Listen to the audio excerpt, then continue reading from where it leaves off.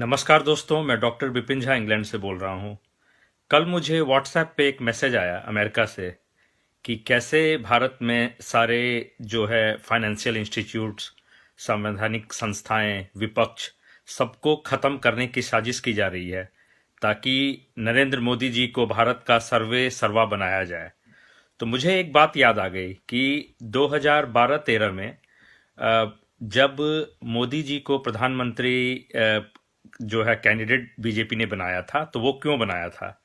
तो एक बड़े ही बीजेपी के जानकार ने बताया कि नरेंद्र मोदी जी ने उस समय बीजेपी को धमकी दी थी कि मेरे पास 30 लाख कार्यकर्ताओं का समर्थन है और जितने भी बड़े बड़े व्यवसायी हैं वो मेरे ऊपर ही पैसा लगाएंगे और बीजेपी को वो चंदा नहीं देंगे अगर मैं प्रधानमंत्री कैंडिडेट नहीं बना।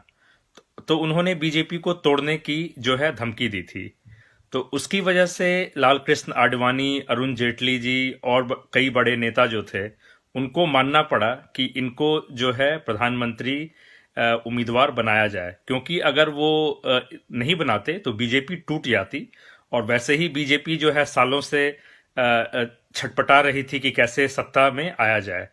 तो वो अन्ना आंदोलन जो एक प्रायोजित था कि कांग्रेस सरकार को बदनाम करने की, उसके बाद जो है जो व्यवसायी जो घराना थे वो मोदी जी के ऊपर इसलिए पैसा लगाना चाहते थे क्योंकि उन्हें पता था कि इनके माध्यम से फिर हम अपना मकसद पूरा कर सकते हैं। और आपने देखा होगा कि 5 साल में मोदी जी ने कितने देशों की यात्रा की थी।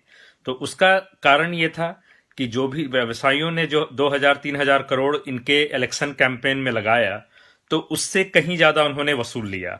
और आज जो देश में जो है एयर इंडिया को बेचा जा रहा है, जो एयरपोर्ट की नीलामी, रेलवे प्लेटफॉर्म की नीलामी और भी जितने LIC हो गया उसका प्राइवेटाइजेशन, तो इन सब का मकसद यही है कि आम जनता को कमजोर किया जाए और एक व्यक्ति के हाथ में जो है पावर इतनी ज्यादा आ जाए जैसे कि रशिया और चाइना के प्रेसिडेंट के पास है।